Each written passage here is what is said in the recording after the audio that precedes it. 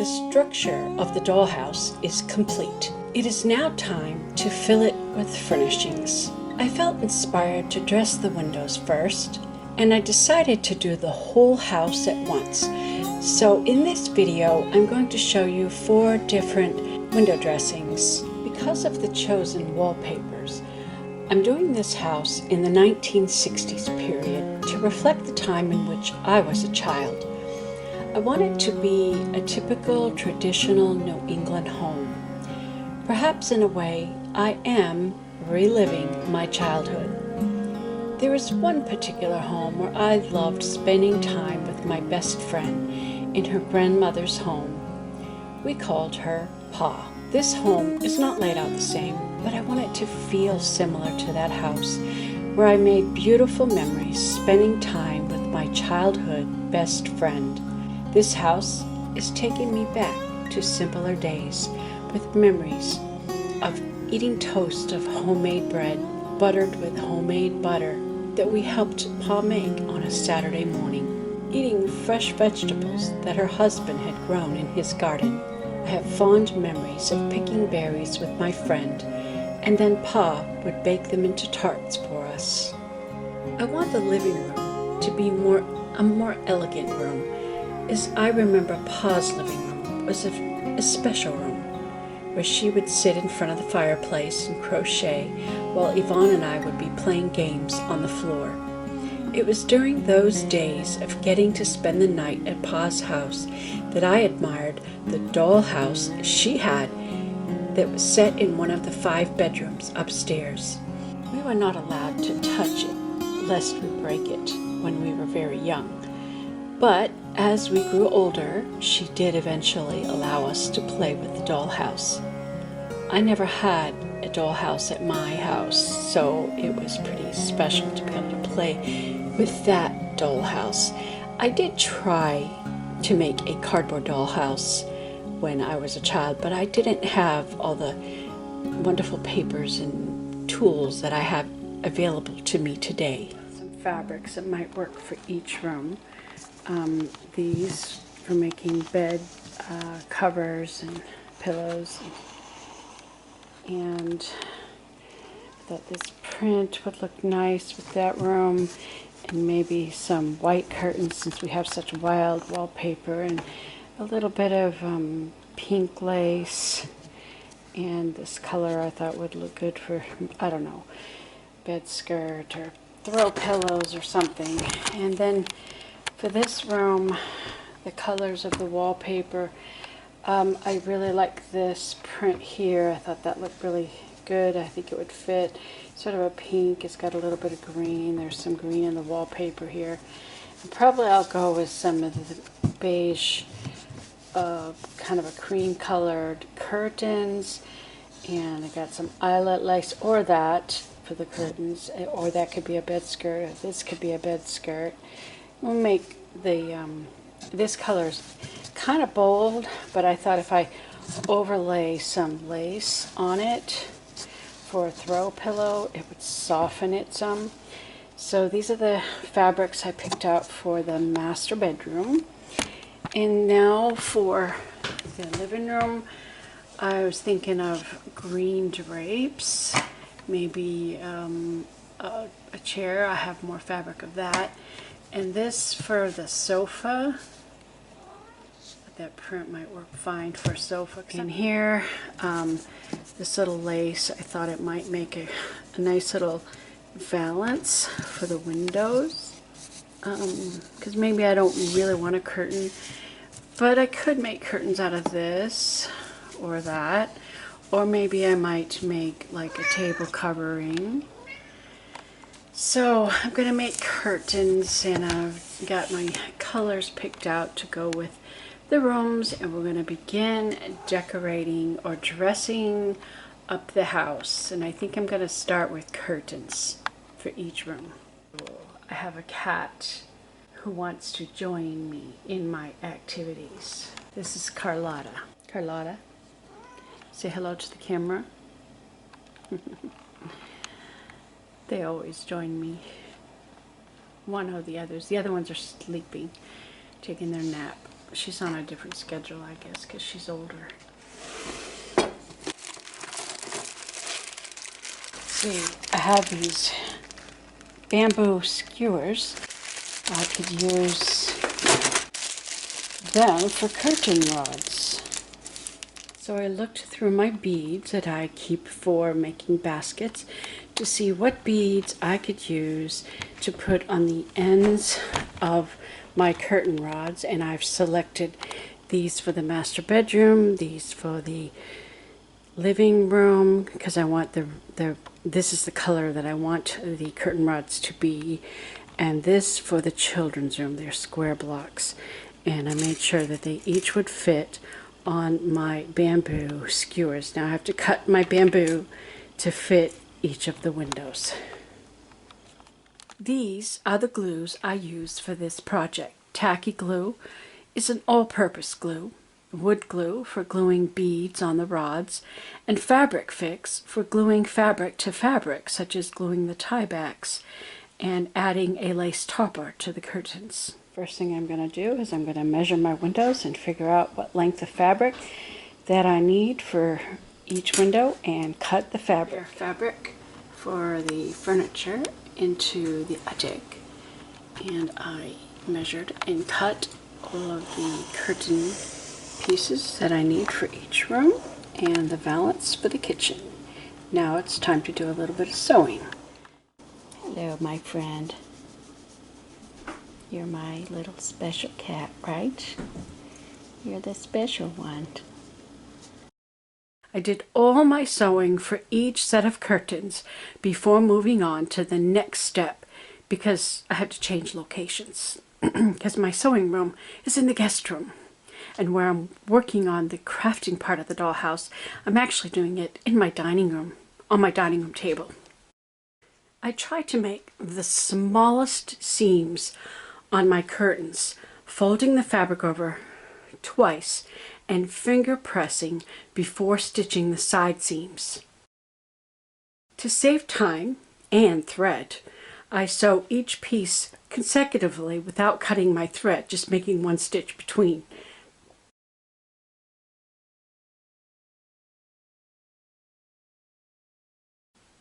I do the same for the opposite sides of the curtain.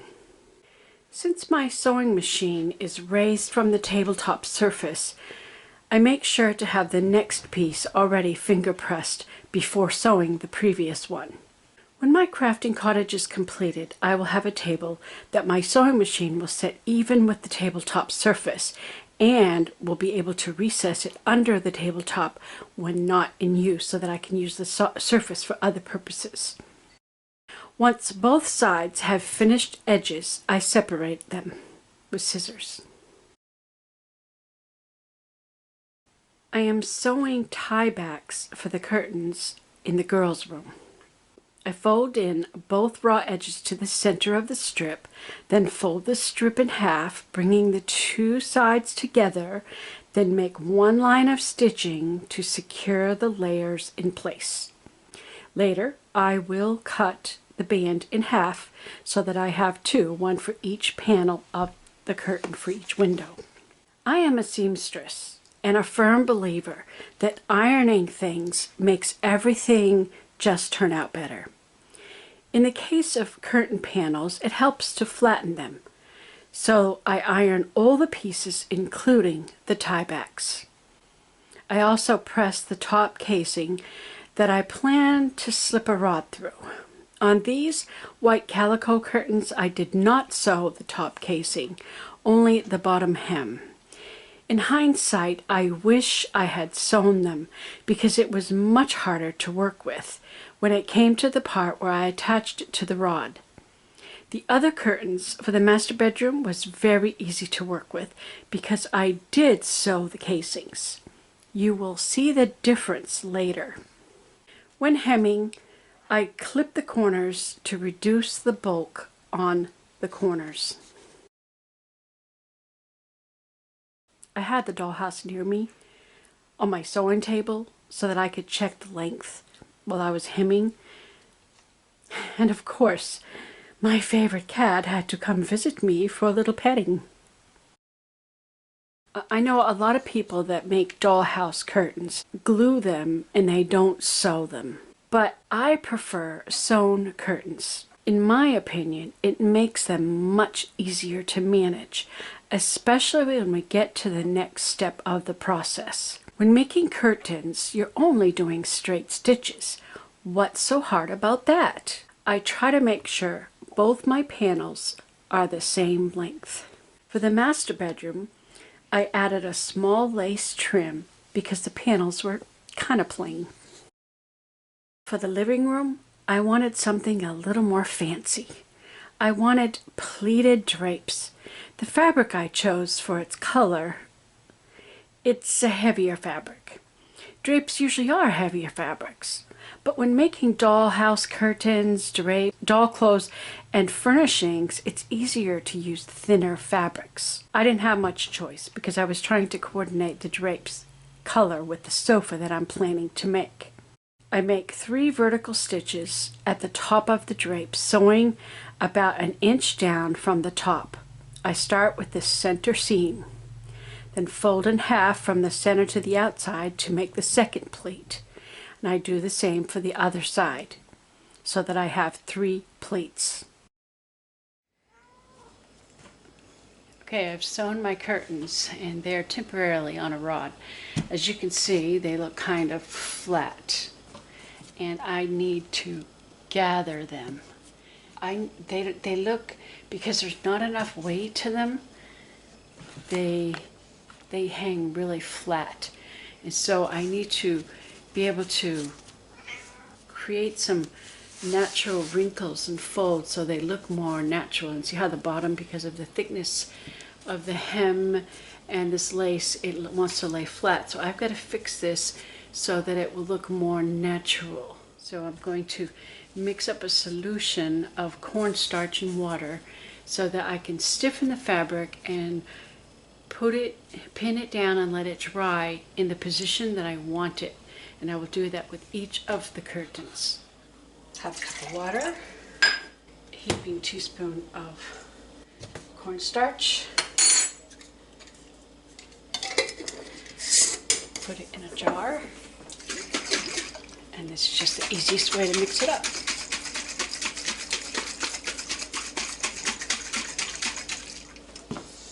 Then we're going to pour it into a pan, a saucepan, and we're going to...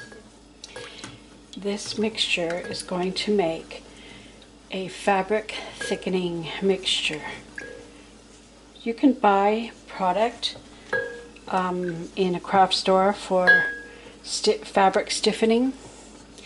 But this works just as well. Cornstarch and water, that's all it is. It's pretty easy to make. This should be enough for the curtains that I'm doing. I have it on high temperature. I'll stir it occasionally and bring it to a boil. It's getting thicker. Bring the mixture to a boil. Simmer until the desired thickness. That's probably good. So we'll turn off the heat.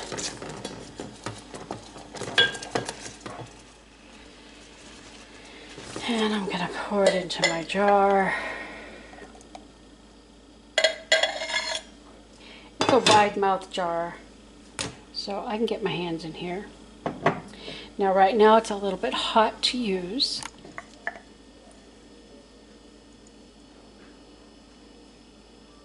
See its thickness. You know, actually that looks pretty good. I don't want to add any cold water. I'll just let it cool down a little bit because I don't want to thin it anymore. I will keep it that thickness because I'm happy with that consistency. Okay, my work surface, I have 2 layers of cardboard, which will enable me to stick pins in it. But I don't want the curtain fabric to stick, so I'm going to put some wax paper down so that I think this area will be good enough. Oh, cat!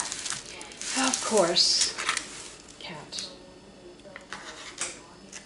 I'll just go ahead and pin this in place.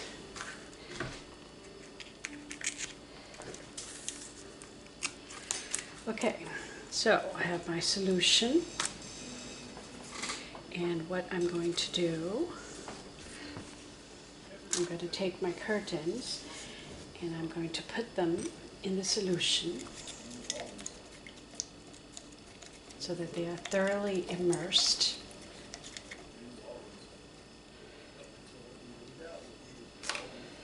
I'm going to squeeze off the excess.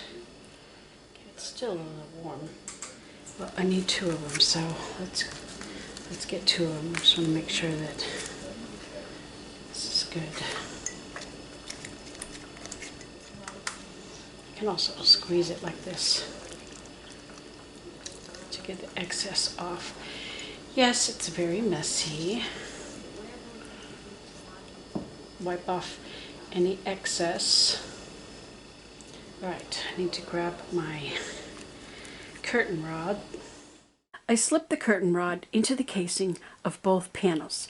Here is the reason I think sewing the seams is much easier. I gather the top edge, bunching it up to create folds in the fabric. If you don't have that seam sewn, then this part's a lot harder to do. I leave a little bit of the bamboo rod sticking out on both sides. I cut it extra long and will trim it later on. I try to make some natural looking folds that a curtain may have when it's hanging in a real home. The pins is why we're using the cardboard, and cardboard is cheap. I want the panels to be open some in the middle, in the center, so I don't want the curtains completely closed. I use pins to hold everything in place. I place the pins in the valleys of the fold. Okay, these pins are going to hold it in place while it dries, and this is going to make it look more natural, showing the folds the way that a curtain might look when it's hanging. And this way I have a space in the middle, and it will stick to the rod here. So this is, and I will do this process with each of the curtains. I didn't have enough of this fabric to make 2 panels for the window in the back of the girls' room, so I decided to make a double casing, one on the top and the bottom of the curtain, so it will be held by 2 rods. I plan to add a tie back in the center, so I used a small rubber band to pull it somewhat together in the middle while it dries. It was holding a good shape, so I didn't have to use very many pins on this one. Now these were the curtains that I did not sew the casing, and it was a struggle to get the fabric folded over the rod and at the same time gathered. Being that it was already dipped in the thickening solution, I could not go back and sew the casings. But in all my future curtains that need casings, I shall sew them. I kept my struggle off camera because I was aggravated with it. The pins did help once I got it somewhat under control. With these curtains, I will be adding tie backs to pull the curtains to the sides, so I'm positioning them in that way. It's important that the outside edges hang down straight. I realized that wasn't the case, so you see me readjusting them. What we are doing with the stiffening fabric is to give the illusion of how gravity causes the curtains to hang.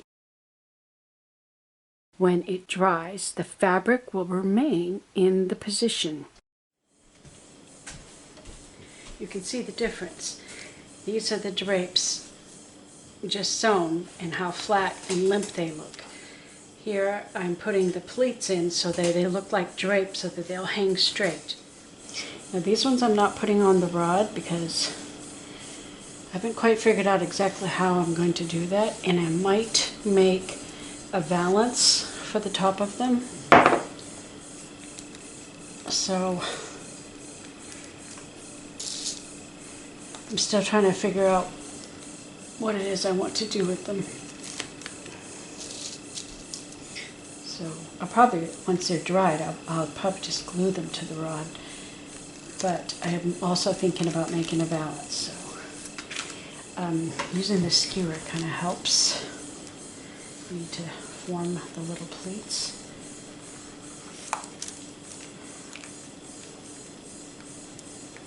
I want these to hang nice and straight. So I pin this down straight, and then form the pleats.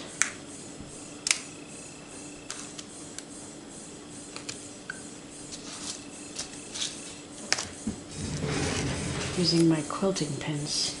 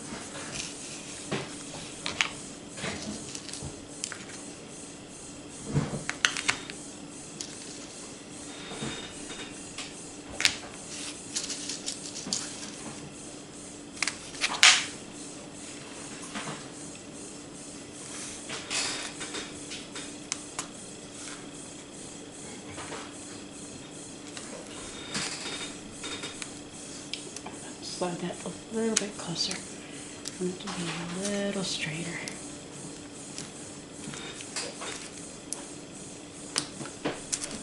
Because drapes are a heavier fabric, and this is a heavier fabric.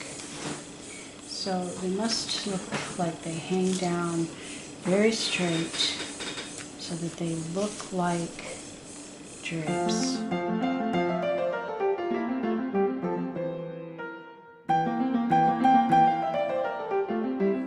For the valance, I cut a trapezoid, and this is what it looks like when it is hemmed on all four corners, so it's a little bit smaller. For the valance, I made a mark the size and shape of the living room window frames where the drapes will hang. I want them to kind of hang outside the pleated panels.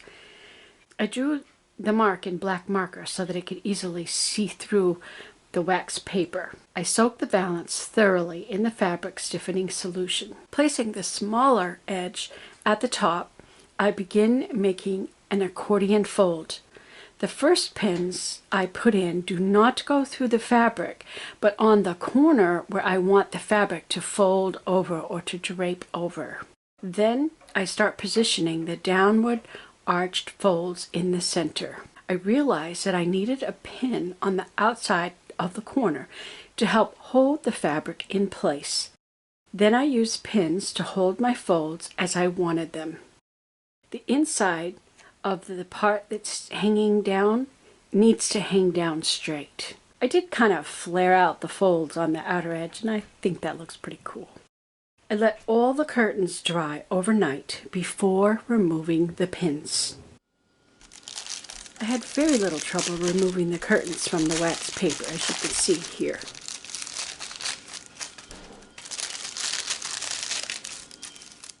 The curtains are fairly flat on the back side. That makes it really good for gluing. I measure the curtain rod and mark where it needs to be trimmed. I trimmed the bamboo sticks with a wire cutter. Then sanded the ends smooth. Once I positioned the spacing of the two panels. I glued the valance on top of the two panels with tacky glue. The idea behind this valance is that the fabric hangs over some sort of a rod or a hook. So I made a hanger by inserting a bamboo stick through a semi-flattened bead. I thought about painting this stick the same color as the bead, but decided I like the way it looks, as if it was designed that way. I'm using tacky glue, so I had to hold it in place for a while to make sure that it was set. Once the glue dried, I trimmed off the excess stick and sanded it smooth to match the bead. I used an emery board because it's small and easy to get in that. I was quite pleased with the outcome of this valance. It's really pretty.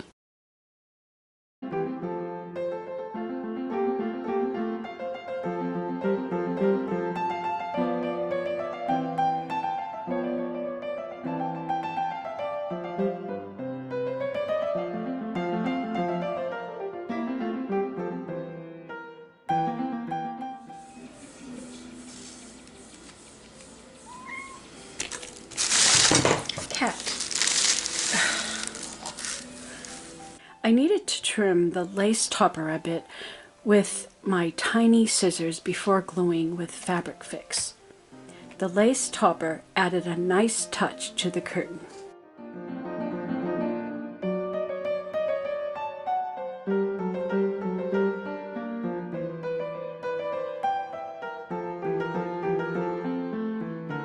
Here are the master bedroom curtains. Look how easily I can pull the rod out and reinsert it. If you wanted curtains to open and close, it can be done with sewn casings, whereas the glue ones are stuck to the rod and cannot move. Just an option you might want to be aware of. The ability to pull it out made it easier also for sanding. As it turned out, the full width of the rod was too wide, so I needed to taper the end of the rod so that it would more easily fit into the bead I had chosen for the end of the rod. When I had slipped the end of the skewer into the bead, it seemed like it would fit, but remember, the end of the skewer is pointed and narrower. For the master bedroom, I felt it would be nice to have a sheer or a lace shade behind the curtains. I looked through my stash of lace and found this one that was the right color and it didn't look too bad. I cut it to fit and simply glued it to the back side of the curtains with Fabric Fix. Because the beads were thicker than the curtain, I wanted to even out the gluing surface, so I had a good flat surface to glue my curtains to the window frame. So I added a strip of mat board. You could also use chipboard or tag board. I liked the mat board because it was white. Tacky glue takes a while to set, so I have to hold it.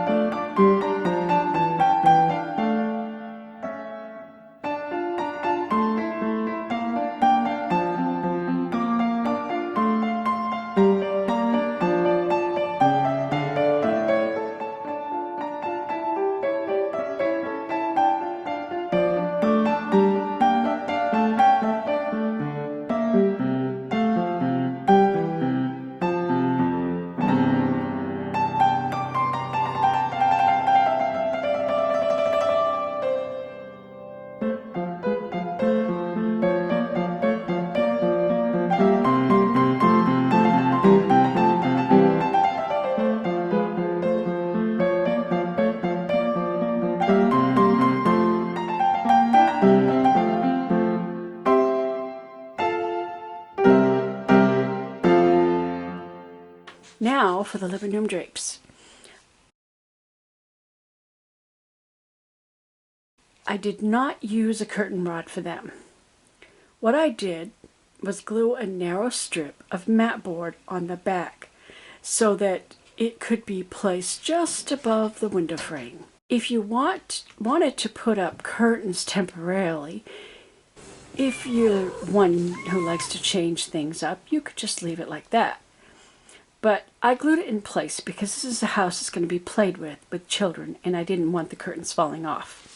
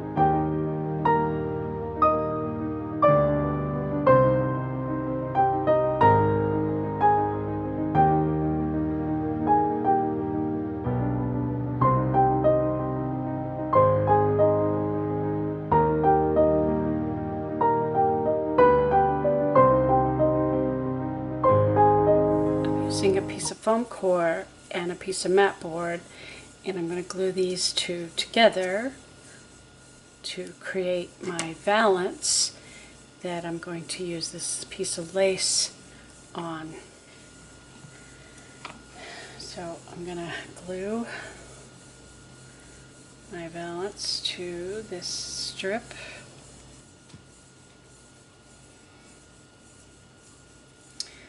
I need to put some glue on the end. I'm using tacky glue for this, and I'm just going to fold over the edge. Tacky glue doesn't adhere immediately, so I'll have to press it down and hold it for a bit to get it to stay.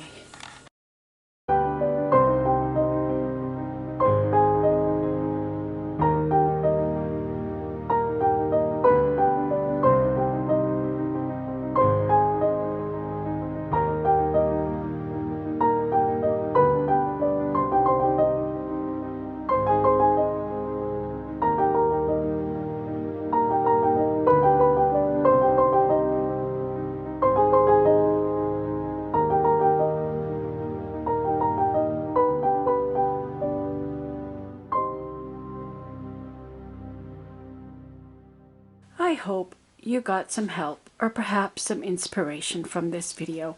In my next video, I'll be starting on the furnishings, like beds or maybe the kitchen cabinets. I haven't quite decided.